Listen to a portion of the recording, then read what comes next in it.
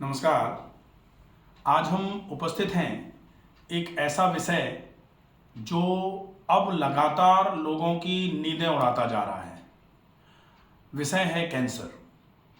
Cancer जिसका नाम लेते ही लोगों को पसीना आना शुरू हो जाता है, लेकिन कुछ दशकों से ये समस्या इतनी ज़्यादा बढ़ रही है कि अगर ये बोल दिया जाए कि दिन दूनी और रात चौगुने नंबर में ये बढ़ती चली जा रही है, तो ये भी बहुत गलत नहीं होगा।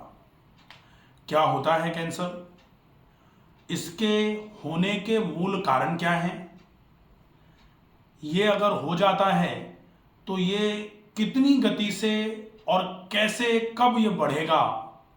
अगर इसकी गति को आपको धीमा रखना है या इसको आप बिल्कुल पूरे तरीके से जड़ से ख़त्म करने का प्रयास करते हैं, तो आपको क्या क्या करना पड़ेगा। सबसे पहले हम देखेंगे कि कैंसर की परिभाषा क्या होती है। तो कैंसर बेसिकली अगर परिभाषित किया जाए तो सीधी सीधी परिभाषा है कि कैंसर में क्या बोला जाता है, unwanted, uncoordinated, uncontrolled growth in the body is cancer.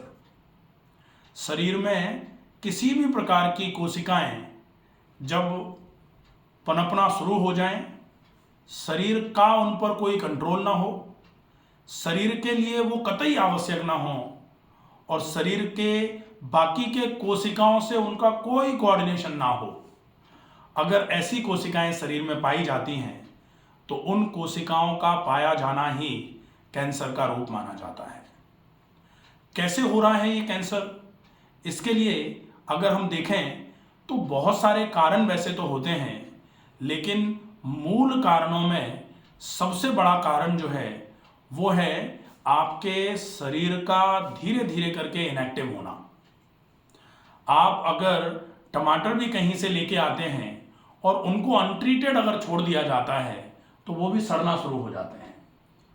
आपके शरीर में जो कोशिकाएं हैं, अगर उनको बिल्कुल ही ऐसे छोड़ दिया जाएगा कि पेट को देखा ही नहीं जा रहा कि कभी आगे की तरफ झुकते हैं या फिर कभी थोड़ा बहुत पेट को दबाया जाता है तब पता लगता है कि पेट निकला है, और पेट निकले जा रहा है, देखा ही नहीं जा रहा, निकल निकल के ढोलक हुए जा रहा है, या फिर आपके त्वचा पर लगातार कोई एलर्जी हुई जा रही है और त्वचा में खुजली या फिर धीरे धीरे करके एलर्जन की वजह से त्वचा पर रैसेज आए जा रहे हैं, अगर उनको अनट्रीटेड छोड़ा जा रहा है, या फिर इनएक्टिविटी का स्तर इतना ज़्यादा बढ़ जाए, कार्य न करने की प्रवृत्ति इतनी तेज हो जाए कि पूरे दिन आप सिर्फ नहाना, खाना, सोना और थोड़ा बहुत कहीं आना जाना कर रहे हैं, तो ये अपने आप में कैंसर होने के लिए रेस्पॉन्सिबल फैक्टर माना जाता है।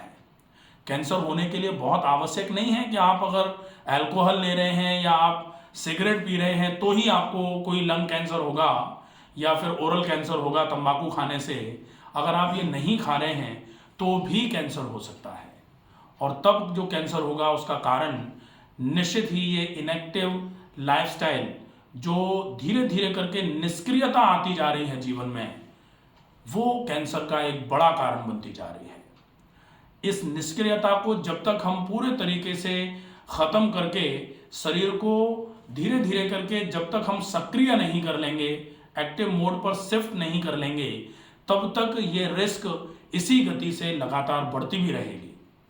तो यदि आपको कैंसर के खतरे से दूर रहना है तो आपको अपनी जीवन शैली में कुछ चीज़ों को आज से ही सम्मिलित कर लेना चाहिए। क्या हो सकती हैं वो चीज़ें?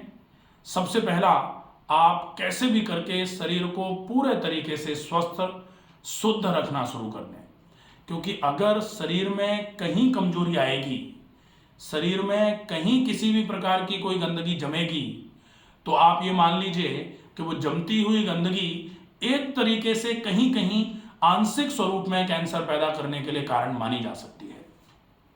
तो गंदगी अगर शरीर में कहीं भी रुक रही है, आप उस गंदगी को तुरंत निकालना शुरू करिए। अगर आपने 5 किलो टमाटर एक कोने में कहीं रखे हुए हैं और उनमें से एक टमाटर भी अगर कहीं कुछ खराब हुआ है, आपको इंस्टेंट उस टमाटर का, या तो अब टमाटर का इलाज करके तो आप टमाटर को सही नहीं कर सकते, आपको क्या करना पड़ेगा, उस टमाटर को वहां से हटा के कहीं और रख लीजिए। या फिर अगर थोड़ा सा हल्का सा खराब सा हो रहा है वो, या फिर जिसको कहते हैं ना कि पल्पी टाइप का हो गया है, या उसमें दाग सा लग रहा है, तो आप उसको कैसे भी करके उसको हवा में रखते हो या उसको जैसे भी करते हो, ट्रीट करते हो, फिर भी अगर मान लो उसमें कहीं कोई खराबी ज्यादा आती है, तो आप बाकी के टमाटरों से उस टमाटर को अलग कर देते हो। क्योंकि टमाटर में एक बार खराबी आ जाती है और चूंकि वो डाल से टूट चुका है, इसलिए उसके रिपेयर होने की, उसके रिजनरेट होने के चांसेस जो है ना, वो खत्म हो जाते हैं। लेकिन इसका मतलब ये नहीं है कि शरीर में कहीं कोई कैंसर हो जाए अगर, तो फिर उसका इलाज सिर्फ इतना है कि बाकी के ऑर्गन से उसको अलग निकाल करके रख दिया जाए, जिसको एक्सीजन या सर्जरी बोला जाता है। सर्जरी निश्चित ही कैंसर के केस में एक उपाय मानी जाती है, एक ट्रीटमेंट मानी जाती है, लेकिन कब सर्जरी की आवश्यकता है और हम कब तक सर्जरी से बच सकते हैं या सर्जरी बिना कराए कैंसर को बिल्कुल ठीक कर सकते हैं, ये डिपेंड करेगा कि हम किस तरीके से अपनी जीवन शैली का यापन कर रहे हैं और कैंसर की कौन सी स्टेज में हम हैं। निश्चित ही इसको हम भूल नहीं सकते। अगर हम कैंसर की लास्ट स्टेज में हैं और कोई हमसे लगातार कहे जा रहा है कि आपने बायोप्सी करा ली है, आपने सीटी स्कैन करा लिया है, आपने पैट स्कैन करा लिया है, या आप ये भी पूछ सकते हैं कि कैंसर की जो कंफर्मेटरी डायग्नोसिस है वो क्या होती है। तो अगर किसी को थोड़ा अंश मात्र भी ऐसा लग रहा है कि कुछ गड़बड़ी है, कहीं मांस बढ़ा हुआ सा लग रहा है, उस मांस में क्या हो रहा है, आप किस तरीके से इसको फाइनली डायग्नोस करेंगे, जिसको कंफर्मेटरी डायग्नोसिस बोला जाता है। एक होती है प्रोविजनल डायग्नोसिस। प्रोविजनल डायग्नोसिस का मतलब होता है कि शायद ये हो सकता है, लेकिन कंफर्मेटरी डायग्नोसिस का मतलब क्या है कि अब शायद खत्म हो गया है, अब यही है। तो अब यही है, आप शायद हो सकता है से यही है पर जब जाते हो तब आपको बिल्कुल कंफर्म हो जाना पड़ेगा कि हाँ भाई अब हम बिल्कुल कंफर्म हैं, अब हम श्योर हैं। उसके लिए पहले के समय में तो केवल लक्षणों से ही वैद्य ये पता कर लेते थे कि ये कर्क रोग है, कैंसर को कर्क रोग माना जाता है। आज के टेक्नोलॉजी के समय में साइंस का युग चल रहा है, तो अगर मान लीजिए कोई लक्षणों पर भरोसा नहीं कर पा रहा है या बताने पर कोई अगर ये चीज नहीं समझ पा रहा है कि ये समस्या हो गई है, तो आजकल कुछ टेस्ट होते हैं। जैसे अगर कहीं गांठ है और उसमें से थोड़ा सा फ्लूइड लिया जा सकता है, तो FNAC करके एक टेस्ट होता है जो फाइन निडल एस्पिरेशन साइटोलॉजी माना जाता है, FNAC। वो आप वहां से जहां भी पल्पी गांठ है वहां से फ्लूइड निकलवाते हैं फाइन निडल डाल करके, और उस फ्लूइड का साइटोलॉजी टेस्ट किया जाता है। उस जगह पर किस तरीके की कोशिकाएं हैं, उन कोशिकाओं को देखा जाता है और उसके आधार पर इंटरप्रिटेशन देता है रेडियोलॉजिस्ट। तो अगर ऐसा आपने कुछ कराया या फिर आपने कोई रिपोर्ट देखी है, उसमें अगर FNAC में ये आ रहा है कि कुछ ऐसे चांसेस लग रहे हैं कि उसमें इंप्रेशन में लिख के दिया है कि ये पॉसिबली ये प्रॉब्लम है, उसके बाद आप अगर चाहें तो बायोप्सी के लिए जा सकते हैं। बायोप्सी का मतलब होगा कि फ्लूइड नहीं, वहां से सेल निकाली जाएगी और सेल निकाल करके उस सेल की साइटोलॉजी का टेस्ट होगा, स्मेयर बनाया जाएगा उसका और फिर टेस्ट होगा।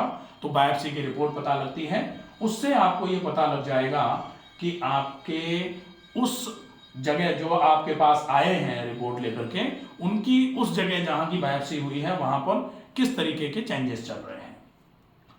आपने कंफर्म कर लिया कि ये कैंसर ही है, तो फिर आपको क्या क्या लाइन सेट करनी चाहिए, आप क्या सोचेंगे उसके बाद, और आप पेशेंट को क्या बताएंगे। ये अगर हम देखें तो सबसे पहली बात जो हमारे दिमाग में आनी चाहिए, जो हमें पेशेंट को कन्वे करना है, वो है कि पेशेंट को हम ये बोलेंगे कि कैसे भी करके आप अपने शरीर में एक्टिविटी का लेवल अच्छा करिए।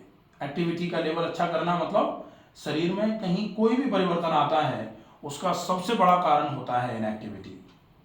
हाँ, निष्क्रिय जीवन शैली। निष्क्रिय तो अगर पानी को भी कहीं छोड़ दिया जाता है तो वो सड़ना शुरू हो जाता है, तो अगर किसी भी जगह को निष्क्रिय छोड़ा जाएगा तो वहां से रिलेटेड समस्याएं होना शुरू हो जाएंगी।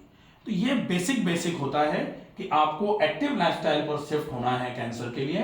एक्टिव लाइफस्टाइल का मतलब होता है कि सही जीवनचर्या, सही खानपान, जो खानपान आपने खाया है उसका सही तरीके से पाचन हो, इसकी व्यवस्था के लिए सही व्यायाम, और सही व्यायाम करने के बाद आपने जो पचा लिया उसको, अब वो पचा हुआ जो इंग्रेडिएंट आपने खाया था वो शरीर के हर हिस्से तक अच्छे तरीके से सर्कुलेट हो, इसके लिए सही तरीके से प्राणायाम। अगर आप केवल इतना कर देते हैं तो निश्चित ही कैंसर की ग्रोथ को आप रोक सकते हैं। अब कैंसर की ग्रोथ क्या होती है कि कैंसर की ग्रोथ इस तरीके से हो रही है और आपने सही करने की ग्रोथ, जैसे कैंसर की ग्रोथ ये है और आपके सही करने की ग्रोथ ऐसे चल रही है तेज गति से, तो कैंसर को बीट कर देगी आपके सही करने की ग्रोथ। शरीर में रिजनरेटिंग कैपेसिटी अगर अच्छी है, शरीर में कंस्ट्रक्टिव फोर्सेस, अगर नेचुरोपैथी में एक प्रिंसिपल और होता है डिस्ट्रक्टिव प्रिंसिपल्स और कंस्ट्रक्टिव प्रिंसिपल्स। तो कंस्ट्रक्टिव प्रिंसिपल्स का मतलब होता है एसेंडेंसी अगर कंस्ट्रक्टिव प्रिंसिपल्स की है, अगर आपके शरीर में तोड़ फोड़ को सही करने का फोर्स अच्छा है और शरीर में जो डिस्ट्रक्टिव प्रिंसिपल है, जो शरीर को खराब करने वाले प्रिंसिपल हैं, फोर्सेस जो हैं, वो अगर बहुत धीमी गति से काम कर रहे हैं तो आप निश्चित ही ठीक हो जाएंगे। सर क्या कैंसर आनुवंशिक है? कैंसर आनुवांशिक है ये कहना बहुत उचित तो नहीं है, लेकिन कुछ कुछ केसेस में ऐसा माना जाता है कि कैंसर हेरिडिटरी होता है। जैसे एक तरीके से बोला जाए तो ब्रेस्ट कैंसर फीमेल्स में ये माना जा सकता है कि हो सकता है कि मदर को या ग्रैंड मदर को था, इसकी वजह से पॉसिबली आ सकता है चिल्ड्रंस में या ग्रैंड चिल्ड्रंस में। ब्लड कैंसर के लिए भी कहीं कहीं ये मिलता है कि ब्लड कैंसर भी थोड़ा सा कहीं कहीं हेरिडिटरी इसका पुट आता है, लेकिन जनरली ये जो है ये लाइफस्टाइल इंड्यूस्ड डिसऑर्डर में रखा जाने वाला रोग है। लाइफस्टाइल इंड्यूस्ड का मतलब होता है कि आपकी जीवन शैली कैसी है उसके हिसाब से आपके शरीर में क्या परिवर्तन आने हैं। तो निश्चित ही एक मूल फैक्टर जो है वो लाइफस्टाइल का जीवन यापन, आपकी दिनचर्या कैसी है, आपका खान-पान कैसा है, आपकी डेली एक्टिविटीज कैसी हैं, उसके ऊपर डिपेंड करता है कि आपके शरीर की स्थिति, आपके शरीर की अवस्था कैसी होगी। सर कैंसर में ऑन्कोजन का एक कॉन्सेप्ट आता है वो? हाँ, ऑन्कोजन, चूंकि कैंसर ट्रीटमेंट जो होता है उस डिपार्टमेंट को बोला जाता है ऑन्कोलॉजी। कैंसर को ट्रीट करने वाले डॉक्टर को बोलते हैं ऑन्कोलॉजिस्ट। कैंसर को करने वाले एजेंट जो हैं उनको बोला जाता है ऑन्कोजन्स। हाँ, ऑन्कोजन्स का मतलब होता है जैसे पैथोजन होता है ना, पैथोलॉजी क्रिएट करने के लिए रेस्पॉन्सिबल फैक्टर्स जो होते हैं या रेस्पॉन्सिबल माइक्रो ऑर्गेनिजम्स जो होते हैं उनको बोला जाता है पैथोजन। हाँ, यहां ऑन्कोजन अगर किसी चीज को बोला जा रहा है तो डेफिनेटली ऑन्कोजन जो है ऑन्कोजेनेसिस कराने के लिए, या ऑन्कोजन का मतलब होता है कैंसर क्रिएटिंग एजेंट। तो कैंसर क्रिएटिंग एजेंट जो है वो निश्चित ही पैथोजन के जैसे, हमारे नेचुरोपैथी में एक कंसेप्ट है, आप लोगों ने पढ़ा होगा कि microorganisms they do not cause disease but they are found in disease condition, कि ये जो हैं पैथोजन जो हैं ये बीमारी पैदा नहीं करते हैं, लेकिन जब शरीर कमजोर हो जाता है तब ये बीमारी को पैदा करने की स्थिति में आ जाते हैं। तो शरीर कमजोर है इसलिए बीमार होता है, पैथोजन की हिम्मत नहीं है कि पैथोजन शरीर को बीमार कर दे। इसीलिए नेचुरोपैथी के कंसेप्ट में लिखा गया है, प्रिंसिपल्स में, बेसिक प्रिंसिपल्स में लिखा गया है micro organisms they do not cause disease. हाँ, क्यों नहीं कर सकते हैं? क्योंकि बीमार होना केवल शरीर की कमजोरी का एक लक्षण है। तो अगर शरीर मल रुकना भी एक कारण है कैंसर का? मल रुकना बेसिकली देखिए, कैंसर हो या फिर हार्ट की बीमारी हो या फिर लिवर की बीमारी हो या आंतों की बीमारी हो या फिर डायबिटीज या फिर फैटी लिवर ही क्यों नहीं हो, सारे के सारे रोगों के होने का लक्षण, चूंकि कारण जो है वो अगर मल का वास करना शरीर में है, नेचुरोपैथी में बोलते हैं सर्वे रोगा मलावसा, आयुर्वेद बोलता है सर्वेषाम रोगाणाम निदानम कुपितः मलः। तो निश्चित ही सर्वेषाम रोगाणाम, सारे के सारे रोगों का, तो सारे रोगों में तो कैंसर भी आता है। तो निश्चित ही मल का शरीर में वास करना, और मल का शरीर में वास करने की वजह से जो शरीर की कमजोरी है, उस शरीर की कमजोर अवस्था पर पैथोजन पैथोलॉजी क्रिएट कर देंगे, ऑन्कोजन ऑन्कोलॉजी क्रिएट कर देंगे, ऑन्कोजन जो है ना ऑन्कोजेनेसिस करा देंगे। ऑन्कोजेनेसिस मतलब कैंसर क्रिएटिंग एजेंट है, कैंसर क्रिएटिंग एजेंट है।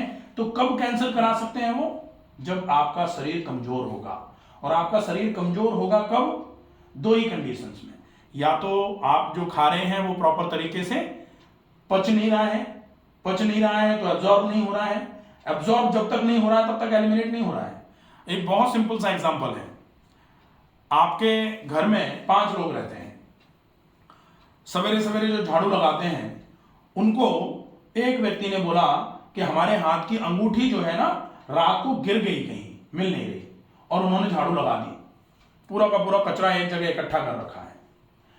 अब जैसे ही ये खबर फैलेगी कि अंगूठी गिर गई थी और मिली नहीं है, तो उस कचरे को रोक दिया जाएगा। ऐसा होता है? हाँ, उस कचरे को तब तक रोका जाएगा जब तक उस कचरे में से ऐसे ऐसे बीन करके ये देख नहीं लिया जाएगा कि इस कचरे में अब कुछ रहा तो नहीं है। कचरे में से अंगूठी बाय चांस झाड़ू लगाते समय उस कचरे में गिर गई वो, और कचरे को खोल करके देखा गया, अंगूठी मिल गई, अंगूठी निकाल करके अंगुली में पहन ली धो करके, उसके बाद उस कचरे को बाहर फेंका जाता है। तो हमारे शरीर में जो हम भोजन करते हैं, वो भोजन जब हमने किया, हमारे ब्रेन ने देखा, मेहनत से पैसा कमाया गया था, उस पैसे से भोजन खरीदा गया था, वो भोजन किया है, लेकिन हम तक तो कुछ आया ही नहीं, एब्जॉर्ब तो कुछ भी नहीं हुआ। तो जब तक एब्जॉर्प्शन नहीं होगा एलिमिनेशन नहीं होगा। ठीक वही वाला कंसेप्ट है कि जब तक अंगूठी निकल करके उंगली में नहीं जा रही है तब तक कचरे को बाहर नहीं फेंका जाएगा। अब कचरे को अगर बाहर नहीं फेंका जाएगा तो कचरा सड़ेगा जी। कचरा अगर अंदर अंदर सड़ेगा तो बदबू भी मारेगा। तो बाहर फेंक नहीं रहे क्योंकि उसमें वो तत्व हैं जो जरूरी हैं, लेकिन चूंकि वो जरूरी तो हैं, लेकिन अगर वो बाहर नहीं फेंका जा रहा है और उसका उपयोग भी नहीं हो पा रहा है, एब्जॉर्ब भी नहीं हो पा रहा है, तो सड़ेगा, और अगर वो सड़ेगा तो निश्चित ही कैंसर क्रिएटिंग हो जाएगा। तो फिर ऑन्कोजन तो यही हो जाएगा, फिर आपको बाहर के ऑन्कोजन की जरूरत ही नहीं। लोग बेकार में बाकी चीजों को बदनाम करे हुए हैं।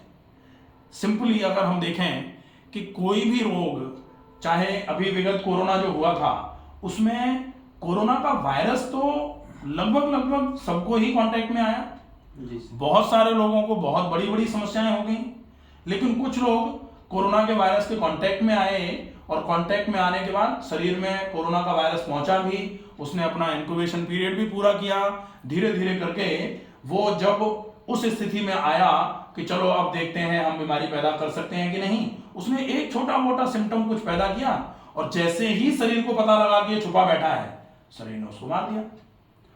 तो कोरोना का वायरस कोरोना क्रिएट कराने के लिए रेस्पॉन्सिबल नहीं था। हम बहुत सारे लोग, जो हमारे पास तो बहुत सारे लोग आते हैं यहाँ, तो साल 2 साल तक बड़ा चैन का निकला कि लोगों को समझाने की जरूरत ही नहीं पड़ती थी। लोग समझ गए थे कि नेचुरोपैथी आवश्यक है, जीवनचर्या सही हो इसकी बड़ी आवश्यकता है, सही खान पान की बड़ी आवश्यकता है। उनको ज्यादा नहीं समझाना पड़ता था। तो उस समय कोई नहीं कह रहा था कि हमारे पास पानी पीने के लिए समय नहीं है, हमारे पास समय से खाना खाने का समय नहीं है, क्योंकि काम बहुत है। क्योंकि सारे काम तो बंद कर दिए थे, लोग बिल्कुल चूहे की तरह बिलों में घुसे हुए थे, हम लोग खुद घुसे हुए थे, तो पेशेंट कम रखे थे। हाँ, लेकिन जैसे ही ये चीजें थोड़ी सी गवर्नमेंट ने ये बोला कि भाई, जो हम लोग क्यों बीच में बाद में पता चला कि भाई ये जो फ्रंट लाइन में काम करने वाले हैं, नेचुरोपैथी वाले भी फ्रंट लाइन में काम कर सकते हैं, तब फिर धीरे धीरे करके हमने अपने हॉस्पिटल्स को 10 दिन 15 दिन के बाद ओपन कर लिया था। चीजें चालू हुई तो ये भी पता लगा कि आपको कुछ करने की जरूरत नहीं थी। आप सिर्फ शरीर की शुद्धि कर दो, शरीर बिल्कुल साफ सुथरा रखो, बढ़िया खाना खाओ, नियमित व्यायाम करो, शरीर में रोगों से लड़ने की क्षमता अच्छी होनी चाहिए। लेकिन फिर हम सीना खोल करके ऐसे बाजार में नहीं घूम रहे हैं, क्योंकि वो चीज भी जो बोली जा रही थी कि कोविड कुछ नहीं है, तो कोविड कुछ नहीं है, ये तो उनसे पूछा जाए जिनके घर के लोग चले गए। जी सर। हाँ, था तो बहुत कुछ, लेकिन अगर हम थोड़ी सतर्कता बरतते, या जिन लोगों ने सतर्कता बरती वो ठीक भी रहे, उनको ज्यादा दिक्कतें नहीं आई, तो निश्चित ही रोग के होने का हमेशा से ही कारण जो बताया जा रहा है कि शरीर में अगर मल का वास होगा तो कब्ज से लेकर के कैंसर तक सारे के सारे रोग हो सकते हैं। निश्चित ही कारण शरीर में मल का वास करना कैंसर का कारण हो सकता है। तो सर किस प्रकार का आहार लिया जाए जिससे कैंसर से बचा जा सके? आहार जो है, एक चीज बोली जाती है कि आहार के लिए ही मूलभूत सिद्धांत है वो कि जैसा खाएं अन्न वैसा हो तन और मन। तन और मन, अन्न से जैसा अन्न खाएंगे वैसा ही होगा। तो अगर तन खराब हुआ है तो निश्चित ही अन्न अब ऐसा होना चाहिए जो बहुत जल्दी तो पच जाया करे, बहुत अच्छे तरीके से शरीर में ऊर्जा दे, कभी भी शरीर में जो रुके नहीं, अपच बिल्कुल भी न कराता हो जो। और आयुर्वेद में या योग में आहार को सात्विक, राजसिक और तामसिक की कैटेगरी में बांटा गया है। जैविक और मृत आहार की कैटेगरी में भी आहार को बांटा गया है। तो जैविक आहार जिसको बोला जाता है, जैविक आहार को बोला जाता है जो प्राकृतिक आहार होता है। प्राकृतिक आहार को आप क्या बोलते हैं? Raw food. तो बिल्कुल अपक्व आहार, अपक्व, प्राकृतिक, जैविक, ये सारे एक ही तरीके के भोजन का नाम है।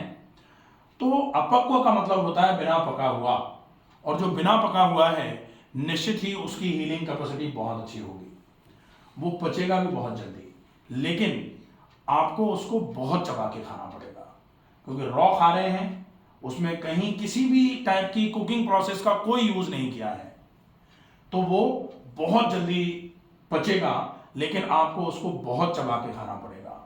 आपकी सबकी हमारी सबकी आदतें कैसी हैं कि हम सामान्य तौर पर दो जगह से समय निकालते हैं। एक तो खाना खाने में 20 मिनट लगने चाहिए, 2 मिनट में पूरा ठूंस देते हैं, और एक कहीं से कहीं जाने में अगर 2 घंटे लगने चाहिए तो हम सोचते हैं 1 घंटे में ही पहुंच जाए, और बाकी जहां टाइम नहीं लगाना है वहां टाइम ही टाइम लगा रहे हैं। मोशन जाने में 2 मिनट लगना चाहिए, 20 मिनट लगाते हैं, और बाकी के और भी बहुत सारे काम हैं जिनमें कम समय में काम हो जाना चाहिए, वहां हम टाइम वेस्ट करे जा रहे हैं। लेकिन जहां प्रॉपर टाइम लगाना है वहां से टाइम हम खींच रहे हैं। तो निश्चित ही खाना, अपक्व आहार जो है वो सबसे बढ़िया आहार माना जाता है। अपक्व आहार आप सवेरे से लेकर के शाम तक पूरा का पूरा अगर बहुत अच्छे तरीके से चबा करके सही इंटरवल पर, और फिर आपको यह भी ध्यान रखना है कि अपक्व आहार आप कब लेना शुरू करें। आप पहले आंतों में जो जमा हुआ एक्सक्रीटा है उसको सबसे पहले एक्सक्रीट कराइए, एलिमिनेट कराइए। एलिमिनेशन कराने के बाद जब हमारे पास कैंसर के पेशेंट आते हैं तो अपने सैकड़ों पेशेंट ऐसे हैं कैंसर के जो अर्ली स्टेजेस में आ गए, तो वो ठीक हैं बिल्कुल। क्यों ठीक हैं? क्योंकि यहाँ लाइफस्टाइल करेक्शन का काम किया जाता है, यहाँ फूड करेक्ट किया जाता है, यहाँ एक्सरसाइजेस कराई जाती हैं, एक्सरसाइजेस में ब्रीदिंग एक्सरसाइजेस भी कराई जाती हैं। शरीर के शोधन के लिए कुछ असिस्टेंस, जैसे एनिमा दे दिया, जैसे शंख प्रक्षालन करा दिया, जैसे स्वेट सिक्रेशन अच्छा हो इसके लिए स्टीम बाथ करा दी, सोना बाथ करा दिया, ये बहुत अच्छा हिप बाथ करा दिया, मिट्टी के लेप वगैरह करा दिए। तो ये सारे के सारे एलिमिनेटिव चैनल्स को और अच्छे तरीके से ओपन करने का काम करते हैं। सर प्राणायाम किस प्रकार सहायक है कैंसर? प्राणायाम कैंसर में सबसे ज्यादा सहायक माना जाता है। हम सब ने कई बार ये सुना है कि अगर कोई अनुलोम विलोम 20 मिनट और 20 मिनट भस्त्रिका, क्योंकि कपालभाति जो है वो प्राणायाम की श्रेणी में नहीं आता है, कपालभाति क्रिया है। जो शुद्धि क्रियाएं हैं, शुद्धि क्रियाओं में धौती, बस्ती, नैति, नौली, त्राटक और कपालभाति। कपालभाति 3 प्रकार का होता है, वातक्रम, व्योतक्रम और शीतक्रम। तो वातक्रम जो कपालभाति क्रिया है उसी को कपालभाति प्राणायाम के नाम से जाना जा रहा है आजकल, क्योंकि वो वात मतलब वायु, वायु मतलब एक तरीके से प्राणवायु। तो प्राणवायु का उपयोग हम किसके लिए कर रहे हैं? कपाल की शुद्धि के लिए। इसलिए उसको प्राणायाम की कैटेगरी में कुछ लोग रख देते हैं। बाकी कपालभाति क्रिया है, शुद्धि क्रियाओं में रखी जाने वाली, और उन शुद्धि क्रियाओं में से वातक्रम कपालभाति क्रिया जो है वो आप कर सकते हैं, बहुत इफेक्टिव है। तो अनुलोम विलोम 20 मिनट, 20 मिनट डीप ब्रीदिंग जिसको भस्त्रिका बोला जाता है, और 20 मिनट कपालभाति। अगर आप ये करते हो तो निश्चित ही शरीर की गंदगियां निकालने में ही तो सहायक है। ये क्या करवा रहे हैं, ये आपके शरीर में आप अनुलोम विलोम कर रहे हैं। अनुलोम विलोम का मतलब नाड़ी शोधन अनुलोम विलोम। नाड़ी शोधन अनुलोम विलोम का मतलब होता है कि आपके शरीर में जो चंद्र नाड़ी और सूर्य नाड़ी है उसको शोधन करने का काम है, उसको सम करने का काम है इसका। तो जब 20 मिनट आप नाड़ी शोधन अनुलोम विलोम का अभ्यास करते हैं तो चंद्र और सूर्य नाड़ी जो है ना वो ऐसे जो चल रही होती है वो ऐसे चलना चालू हो जाती है 20 मिनट के बाद। और अगर वो 20 मिनट के बाद ऐसे चलना चालू हो गई तो इस अवस्था के बाद फिर हम डीप ब्रीदिंग करें। डीप ब्रीदिंग मतलब ये जो चल रही है इसी को डीपली इनहेल किया, पूरा एक्सहेल किया। तो deep breathing by doctor Ramakant Sharma पूरा एक वीडियो है किस तरीके से करते हैं। नाड़ी शोधन अनुलोम विलोम भी पूरा एक वीडियो है। आपको व्हाट टू डू से बहुत ज्यादा जरूरी होता है हाउ टू डू। अगर आपको पता है कि क्या करना है लेकिन ये नहीं पता है कि उसको करना किस तरीके से है तो क्या करना है, बेकार हो गया। आपके पास ताला है, आपके पास गेट है, आपको ताला लगाना है ये भी पता है, लेकिन कैसे लगाया जाता है अगर ये नहीं पता है तो फिर वो ताला और वो गेट किसी काम के नहीं होते हैं, फिर आपको वहीं बैठना पड़ेगा, चौकीदारी करनी पड़ेगी। ठीक है, तो अगर आप सही तरीके से प्राणायाम का अभ्यास करते हैं तो निश्चित ही प्राणायाम से कैंसर को बहुत अच्छे तरीके से मैनेज किया जा सकता है। तो सर फास्टिंग करके भी कैंसर को ठीक किया जा सकता है? फास्टिंग करके कैंसर को डेफिनेटली, क्योंकि नेचुरोपैथी में एक बहुत अच्छा स्लोगन बोला गया, सर्वे रोगा मलावसा लंघनम परम औषधम। तो सारे के सारे रोगों के होने में सबसे बड़ा फैक्टर क्या है, मल का वास करना।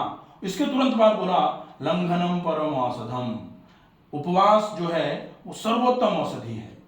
तो निश्चित ही उपवास आप कर सकते हैं, उपवास आप करवा सकते हैं जो आपके पास पेशेंट आए उनको, लेकिन उपवास का काल क्या होगा, उपवास किस चीज पर कराएंगे आप, ये आपको थोड़ा देखना पड़ेगा।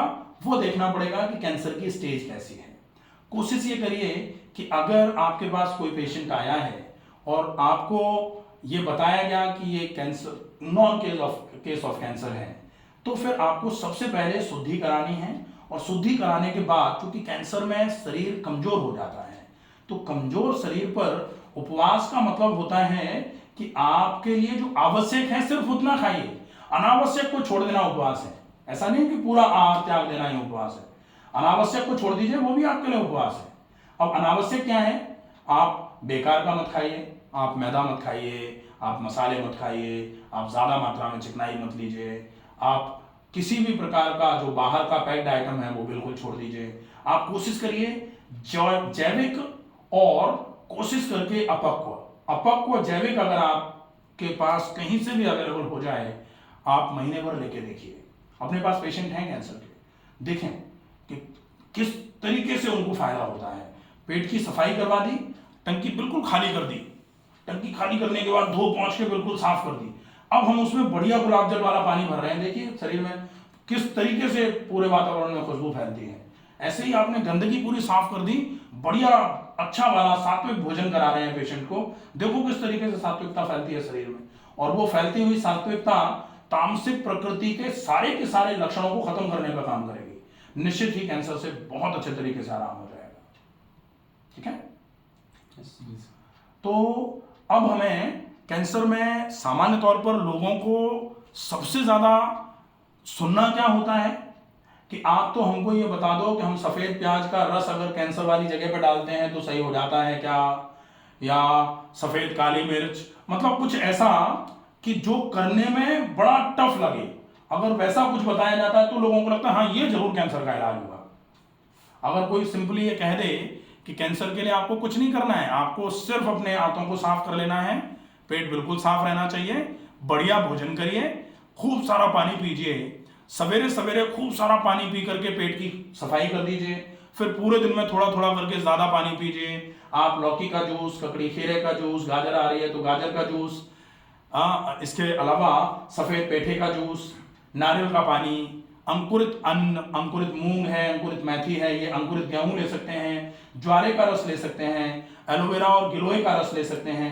ये सारी की सारी चीजें आपके लिए सात्विक हैं। अगर ये थोड़ी सही क्वालिटी की आपको मिल जाए तो इनका यूज आप करिए, और आप देखो शरीर की शुद्धि करने के बाद जब आप इनका यूज करोगे, आप इनका यूज करो, शरीर को गंदा पड़ा रहने दो। जैसे आप कहीं किसी कमरे में बदबू आ रही है और बदबू आने का कारण कोई, मान लो वहां जीव मर गया है, अब आप वहां उसको हटाए बिना आप रूम स्प्रे करते रहो, आपको कैसा लगेगा? और आप उसको हटाने के बाद फिर फ्रेश एयर सप्लाई करने के बाद फिर रूम स्प्रे कर दो, आपको कितना अच्छा लगेगा? तो निश्चित ही एलिमिनेशन के बाद जब आप अच्छा भोजन करवाओगे उसका इफेक्ट बहुत अच्छा रहेगा और बहुत परमानेंट रहेगा। हम मूल रूप से जिन चीजों को कैंसर में उपयोग में ले रहे हैं, सामान्य तौर पर लोग मान रहे हैं कि कच्ची हल्दी कैंसर के लिए बहुत अच्छी मानी जाती है।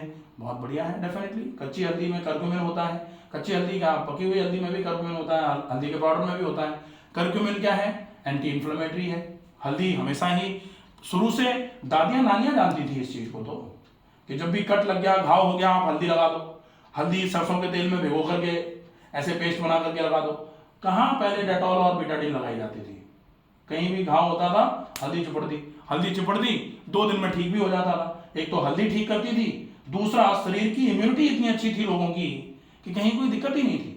आज एक छोटा सा घाव हो जाता है, 6 महीने तक उसमें दुनिया भर का ड्रेसिंग कराते घूमो, ये हो गया, वो हो गया, इन्फेक्शन फैल गया, एंटीबायोटिक खानी पड़ेगी, फिर रेगुलर ड्रेसिंग करानी पड़ेगी, दुनिया भर के झंझट हो जा रहे हैं। क्यों हो जा रहे हैं?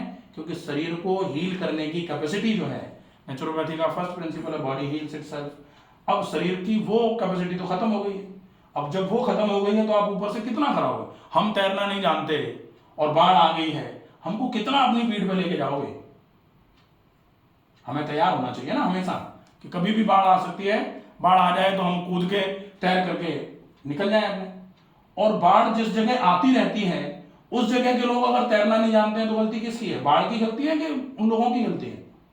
तो निश्चित ही हमें अपने आप को प्रिपेयर करना होगा कि कोई भी बीमारी जब हमारे शरीर की तरफ बढ़े तो हमारा शरीर इतने मजबूती से डट करके उसका मुकाबला करे और उसको ध्वस्त कर दे, ताकि शरीर में कोई भी रोग ना हो पाए।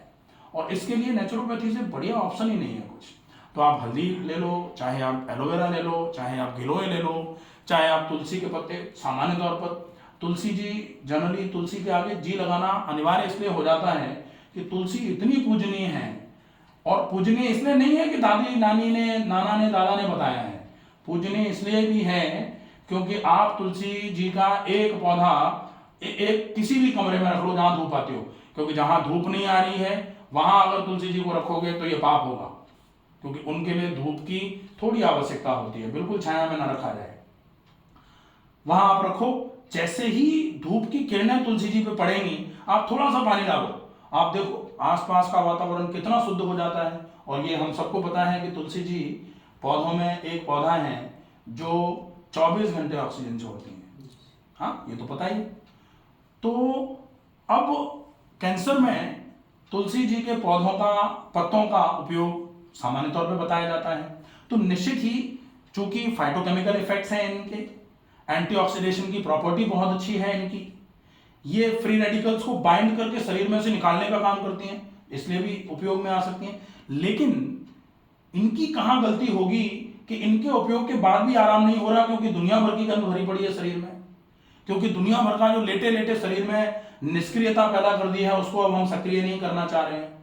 तो अकेले तुलसी जी के पौधे के पत्ते अपन पूरे चबा चबा के खा जाएंगे ना, लेकिन अगर शुद्धि नहीं होगी, क्योंकि शुद्धि के लिए बोला जाता रहा है शुरू से ही, शुद्धो देहा मनुष्य यस्य सजीवति वर्ष शतम।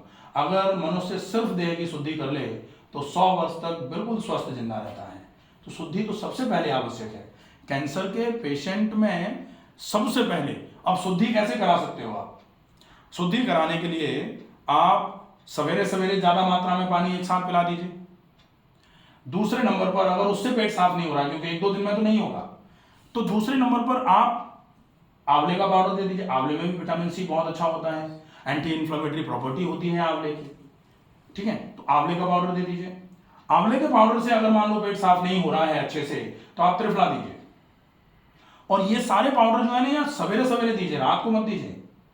सवेरे सवेरे जागें, जागने के बाद पेशेंट को 4 ग्लास पानी पिलाइए। पानी पीने के बाद 10 मिनट रुकें वो, उसके बाद मोशन जाएं, हाथ मुंह धोएं, मंजन करें। मंजन करने daily routine by doctor Ramakant Sharma, morning routine जो है ना, उसमें अपन ने हमेशा अपन सबके लिए बताते हैं कि दिनचर्या क्या होनी चाहिए। ब्रह्म मुहूर्ते उत्तिष्ठे उषापानम मल विसर्जनम दंतधावनम शिरो स्नानम। इसके बाद फिर ये शुद्धि का कार्यक्रम पूरा हो जाता है। उसके बाद फिर ऑयल पुलिंग कर लीजिए ओरल हाइजीन मेंटेन करने के लिए। उसके बाद फिर गरारे करके पूरे मुंह को बिल्कुल साफ कर लीजिए। उसके बाद नाक में गाय का घी डाल लीजिए। और इतना करने के बाद फिर आप व्यायाम करने के पूर्व चाहें तो पहले आंवले का पाउडर, आंवले के पाउडर से पेट साफ नहीं हुआ तो त्रिफला का पाउडर, त्रिफला के पाउडर से भी अगर पेट साफ नहीं हुआ है तो आप कैस्टर ऑयल 2-3 चम्मच 1 कप गर्म पानी के साथ, उसके आधे घंटे के बाद इसबगोल 2-3 चम्मच 1 कप गर्म पानी के साथ, इससे पेट साफ होगा ही।